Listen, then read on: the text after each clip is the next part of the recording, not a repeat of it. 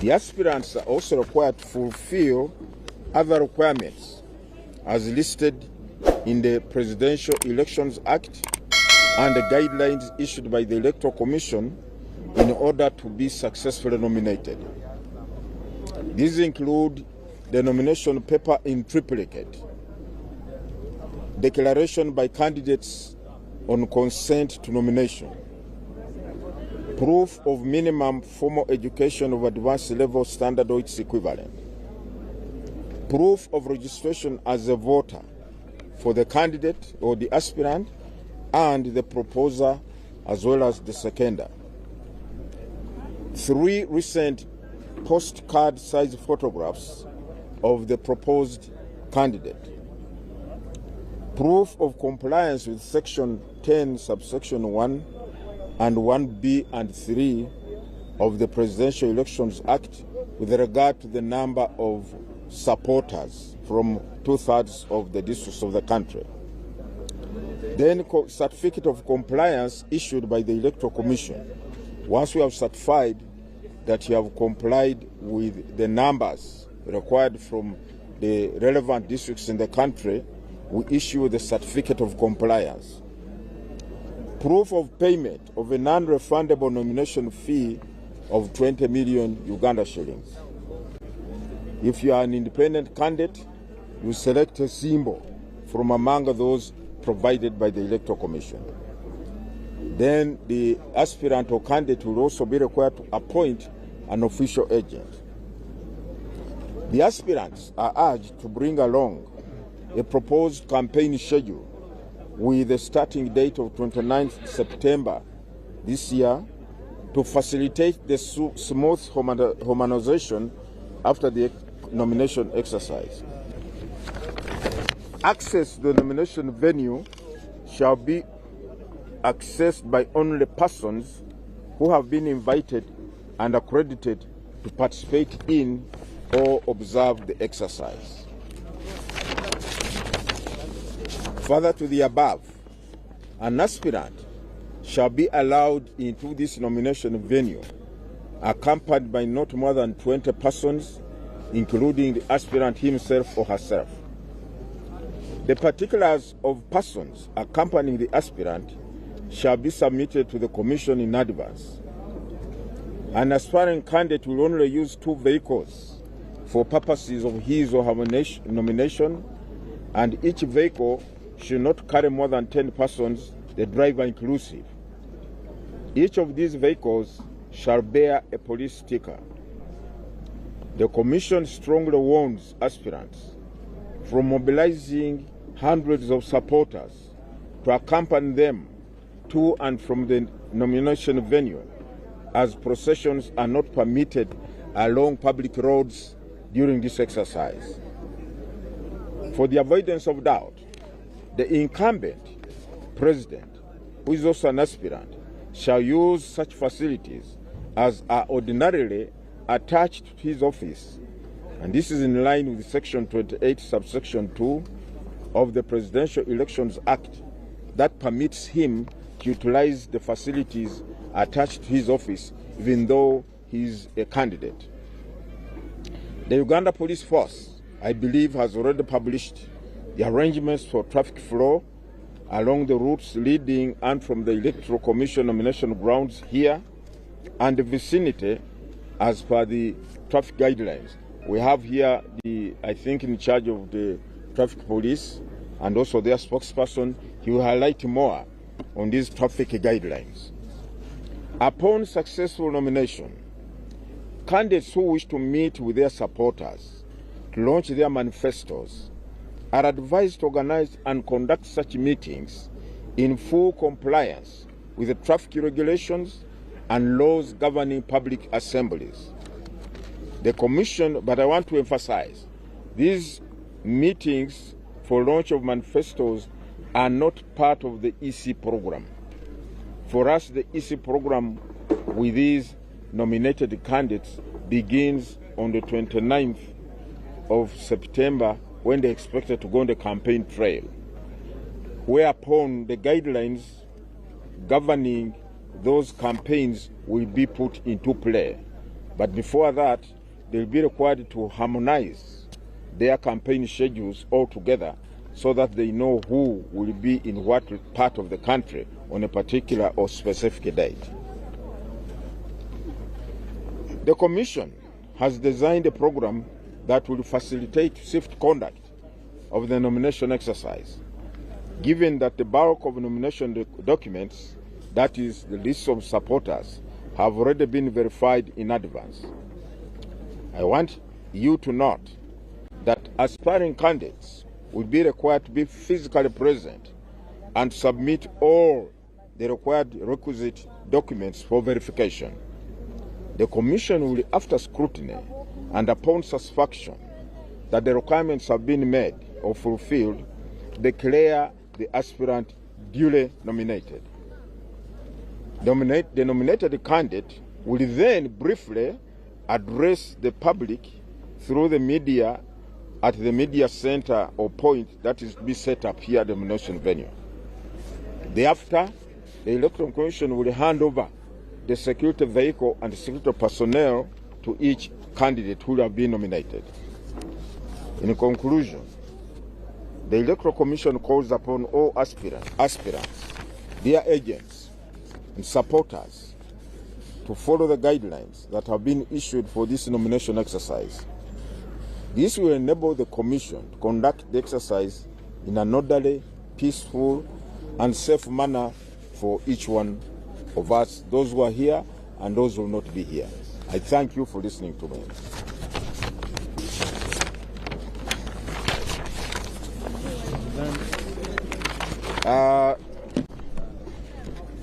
Tubebaza nnyo abamawulire abazze tuli wano e Lubowa mu kifo we tugenda okuteeka omukolo gw'okusunsulamu abagenda kwesimbawo ku kifo ky'obwa pulezidenti obw'eggwanga lyaffe erya Uganda.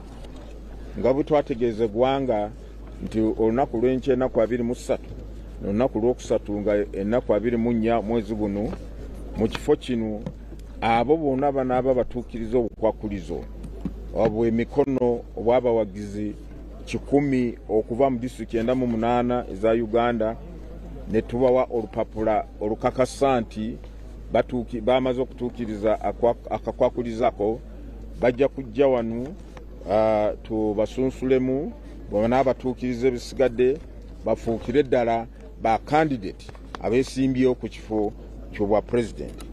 Naye nga bajja tubasuubira n'okubeera n'ebintu bye balina otulaga empapula z'okusunsulwamu ate ekiwandiiko ekiraga nti beewaddeyo oba bakkiriza okusunsulwamu empapula eziraga obuyigirize bwabwe ngo balina basoma siniya y'omukaaga oba certificate ezigerageranyiza zenkanankana ne siniya y'omukaaga ate balina okulaga nti balonzi mukala w'abalonzi n'agenda obanjula n'obasagika naye bombi balina okubeera balonzi.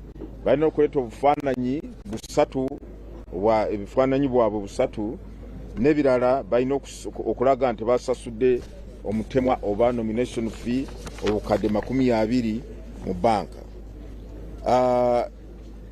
Era twagala okutegeeza abo bonna bagenda kusunsulwamu nti campaigns oba okukunga kalulu omukolo kaweefube ajja kutandika ennaku 29 omwezi guno ndowooza gw'olunaku lwa bbalaza. Na ekifo kino teri buli omu agenda okukkirizibwa okuyingira wano. Abo bonna abakkirizibwa okuyingira wano bajja kubeera n'obupapula oba nomination tags obuweereddwa akakiiko kaffe akakola ku accreditation. Abo bonna bagenda kusunsulwamu bakkirizibwa okuyingira wano n'emmotoka 2 zokka, ate nga abantu abali mu motoka ezo tebasukka mu bantu 10 buli motoka. Okujjako ekyenjawulo kiri ku oyo ali pulezidenti kati naye agenda kwesimbawo, amateeka gamukkiriza okubeera na buli kimu kyonna ekyakozesa ng'ali pulezidenti mu ofiisi ye. Ekitongole ky'okwerinda Uganda Police Force bataddewo enteekateeka engeri ebyentambula bigenda kubeera mu makubo wabwe mulina okuyita wabwe mutalina okuyita. Tulina abakulu abakwatibwako wano ndowooza bajja kuba banyonyola eggwanga ebyentambula nga bigenda kubeera omu makubo agaliraanye wano n'amakubo amalala. Abo bonna abanaaba bamaze okusunsulwamu abandyetaaze okulaga manifesito zaabwe era abawagizi baabwe oba nyonyola biki bagenda obakolera bakirizwa ogenda ne babasinkana mu bifo bye baba basazemu okujjako tubalabula nti temukola enkungaano mu butale, temukola enkungaano mu makubo, temukola ennyiriri z'abantu abawagizi bammwe mu makubo ne muziba makubo ne mulemesa abantu abalala abatali mukolo guno omukolo gwammwe okukozesa amakubo ago.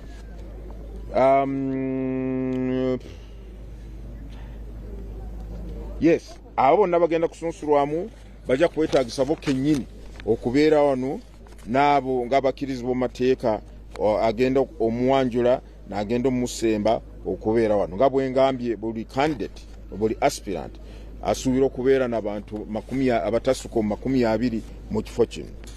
Tumaliriza nga twebaza abantu bonna era nga tubakubiriza tugondere amateeka, tugondere ebiragiro bya kakiiko k'ebyokulonda oba ebigobererwa kakiiko k'ebyokulonda kenaaba kataddewo okulaba nti omukolo guno gutambula mu mirembe, gutambula bulungi ate atere okutataaganya programu z'abantu abalala. Mwebale nnyo, mwebalire ddala. Yogedde ku nsonga nti kasamaliriza okuwandiisibwa kusunsulwamu mujja balangira mu butongole n'ebigenda okubakwasa.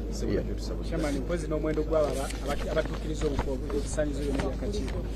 Yes, wetwogera wano bwe nviridde mu ofiisi era kyekinduusiza okutuuka mu kifo kino. Tubadde twakakasa abantu 5 nti batuukiriza obukwakulizo obawagizi 100 okuva mu buli districts za Uganda eziwera 98 bantu 5. Yero naku lwenkya kubanga ffe tulina obategeereza nti okakasiddwa nti watuukiriza.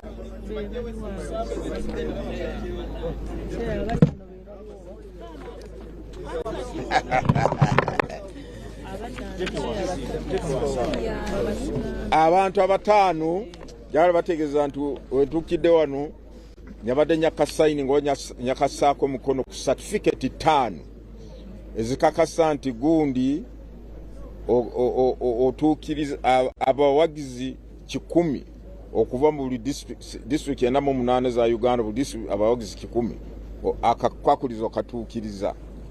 Tuina Yoweri Kaguta Museveni Buhaburwa, Nandala Mafwabi, Kyagulanyi Sentamu, Mabirizi, Kasibante wa National Peasants Party, Mabirizi ndowooza wa Conservative Party, Nandala Mafwabi wa Forum for Democratic Change, of course Kyagulanyi wa NUP, Yoweri Kaguta Museveni wa National Resistance Movement. Naye tiimu zange zikyali mu office bakyayongera okwekenneenya empapula kubanga jjukira nti olunaku lwokutaano twawandikira abo bonna abaali bakakomyawo empapula ezitwali tumaze okukenneenya naye tusanga nti waliwo abaali batatuukiriza obungi bw'abawagizi mu district nga bukyetaagisibwa mu mateeka era ne tubawandikira ne tubategeeza nti wano tuukiriza wano bulwamu bantu ba 10 oba 20 obukosi manyi abalala bavaayo ne bawandaga omuliro ne babuura kakiiko k'ebyokulonda ne batuvuma ne bakola ki ffe tetufuddeeyo tukola omulimu gwaffe kubanga amateeka wege twegalagira naye ate kyewuunyisa munaye badduse sipiidi badduse embagirawo baleeta mumanya okujjuzaamu agabadde gabulako era ng'omwami Kyagulanyi yagenze n'aleeta manya agabadde gabulako kati tumaze omukakasa era certificate nyagisaanyiza olwaleero emukakasa nti naye ajja kubeera. So olunaku lwenkya tusuubira Yoweri Kaguta Museveni, tusuubira Mabirizi, tusuubira Kasibante. Ku lunaku olwokusatu abatwakakasa ku ssaawa eno tusuubira Nandala Mafwabi, tusuubira Kyagulanyi Sentamu. Nedda okusunsula mu kyagenda mu maaso anti olunaku olw'okwewandiisa lugenda kutusalirawo bamwe tunatuuka ng'olunaku lwokusatu ng'empapula zo tezinakakasibwa tujja kuba tutalina ekyokukolera naye okuba nti waliwo baleeta empapula kikeererezi baba bazireeta 18 ennaku 18 olwokuna wiiki ewedde ennaku 19 wiiki ewedde ate abalala twabagamba ngendo juzeemu waliwo nokyabulako bungi bw'abantu naye tusuubira nti ffe tuwa okuwuliriza bannayuganda era nga bwengambye njogera kati ttiimu zange zikyagenda mu maaso okutunula mu mpapula zino ezaabo abaleeta amannya g'abawagizi twabe ddala ku ssaawa esembayo onookayitawo oba biganye.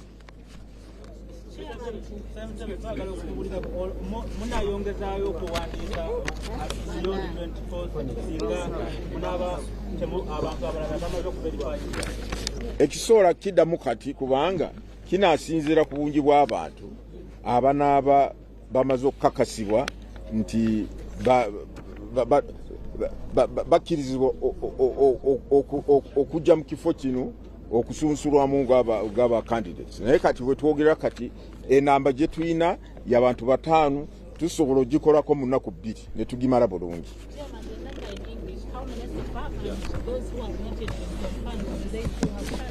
Well, as I said, over the weekend on Friday, we wrote a letter to about 30 aspirants, informing them that the papers, the lists of supporters they presented had shortfalls. They did not make 100 supporters as required from every district, or 2/3 of the districts in the country. So we informed them. Some of them have acted very fast. They have gone ahead to procure more supporters and signatures of supporters, which they have submitted to the commission, who have verified them.